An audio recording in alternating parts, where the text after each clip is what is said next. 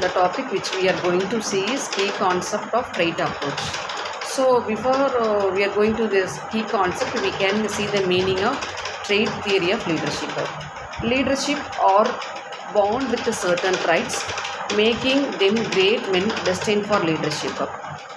The trait approach to leadership is one of the earlier theories in leadership studies, focusing on the idea that certain individuals possess innate characteristics or qualities that make them effective leaders.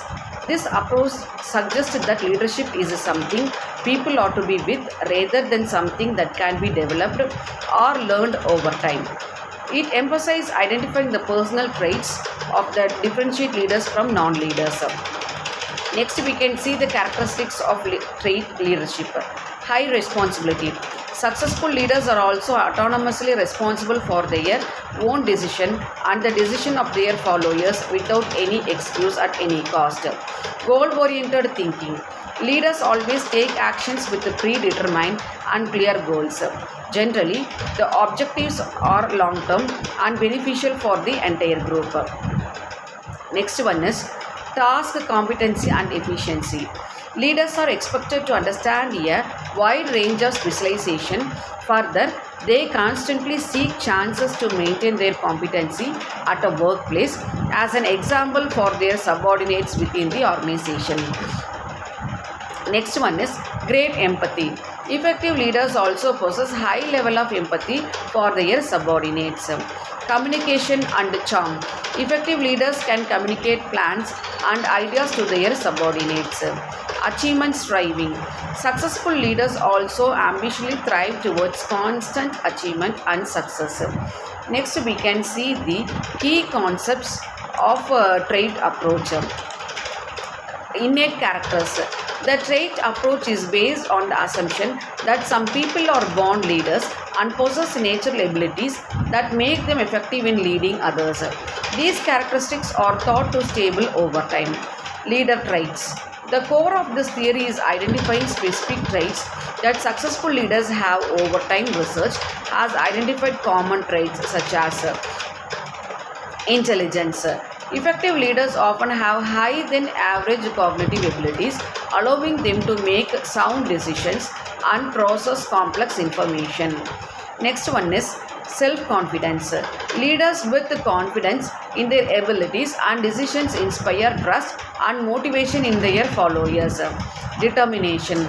Successful leaders show how determination, drive, and perseverance in pursuing goals.